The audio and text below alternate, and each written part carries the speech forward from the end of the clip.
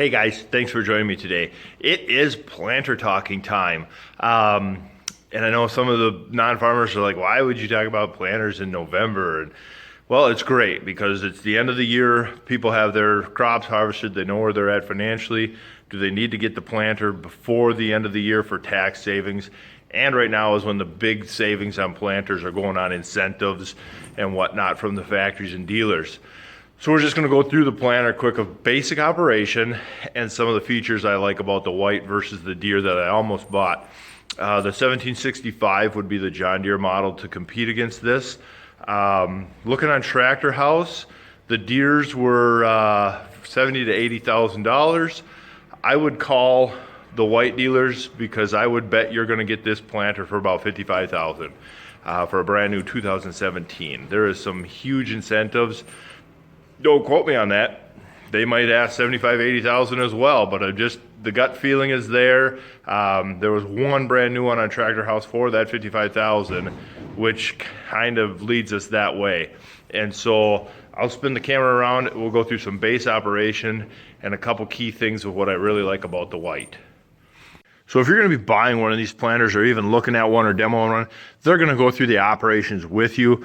But just a quick general of what to expect. So the planter came with two sets of hoses. So it's made for a tractor with two outlets. One for lift lower and the other one did the fold, unfold, and markers. And then you did need a power beyond. I guess you do need a third, a power beyond for the blower motor. The hydraulic requirements are very, very minimal on this one. An older 4430, 1066 could run this planter very well. 12 rows with the liquid full of seed would give a 4430 a handful on some of our soils, even in dry conditions. They're just that soft and mellow on top that traction's sometimes hard. But I think you could do it. So you pull into the field. We pull into the field, we unfold, we lower the planter. We walk up, there's a valve right there, we flip him. So we come over here, that wing is out there by my jug of oil. We flip the valve, there's a lock on the main frame. Right here, we just give him a lock. That locks the main frame together. You walk to the other side, you hit the other two, same thing. This whole process is about a 30-second process. Then you come over here and you just push this valve down, and now you went from fold to hydraulic oil to your markers. They did a kind of a neat thing is, so the markers are like this for storage and transport. They put a cylinder stop in here that when the marker is folded down, you can put on the marker shaft. So then that pivot up top is the only pivot that moves, which really increases your cycle time of the markers and gets you oil for your lift and lower a lot quicker. Compared to the Deere 1765, they are tremendously similar. I don't know, I would imagine the Deere is a flex model. So on the white, you just pop that turnbuckle out. They got a storage spot right here on the tongue for it. And that allows the frame to flex, so these 6 rows can go up and down, and these can go up and down for rolling ground. I leave that in because I run some down pressure on my row units, and I want to make sure that my number 6 row unit is getting the same down pressure as the number 1 row unit and all that, just for equality and every row unit to do a good job. The seed transmissions is very similar. You run a friction wheel with an airbag for down pressure. You got your chains, high, low down here, then your normal transmission. It's a planter just like the others. It's designed that it can be adapted to pretty much any row crop out there, from corn, sunflowers, milo, canola, whatever, sugar beets, all that stuff. They run a row unit, everybody's row unit is fairly similar. You got heavy parallel bars, a big heavy cast front frame, a big heavy cast shank, and a heavy cast closing wheel frame. That is a big improvement for white. They used a lot of stamped steel in their other row units. Depth, super easy to adjust. And I like that I can adjust it from row to row to make sure every row is 2 inches. It uses a walking gauge wheel setup, which is nice. I think everybody uses that now, some sort of that.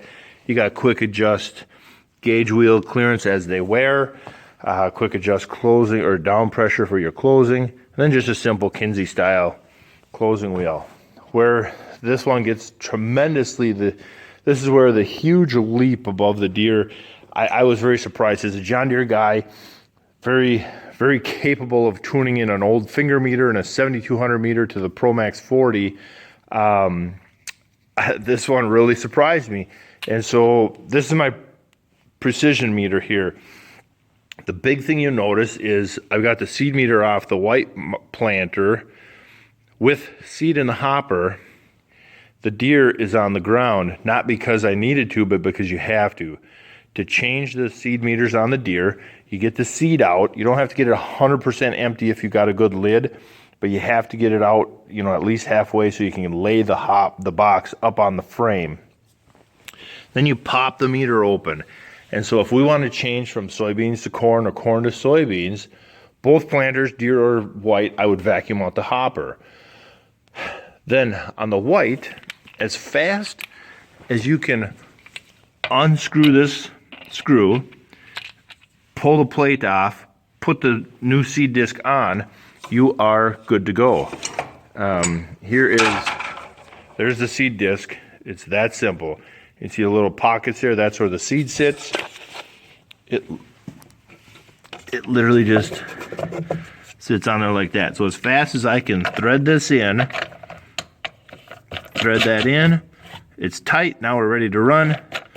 Thread that out, pop it off, get our seed disc, our soybean seed disc, put back on, thread back on. We are ready to go. You are up and running.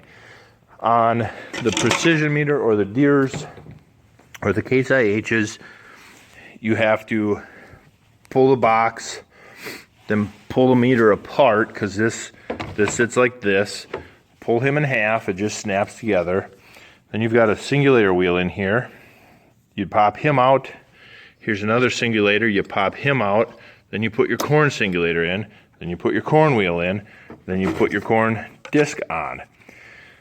If you're in corn, John Deere's meter is the same as white, as they make discs with different size pockets for different size kernels. On the white, you just change discs as fast as I showed you to go from big kernel to small kernel discs.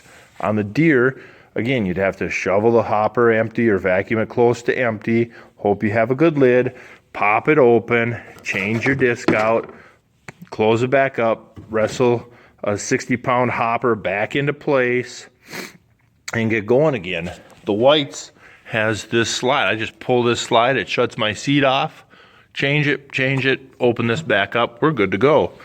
And so that alone, that was my biggest wake up, is like, holy cow, where have you been my whole life? Why have I been wrestling these John Deeres and lifting these boxes all my life and spending money on precision parts when I got a meter that simple?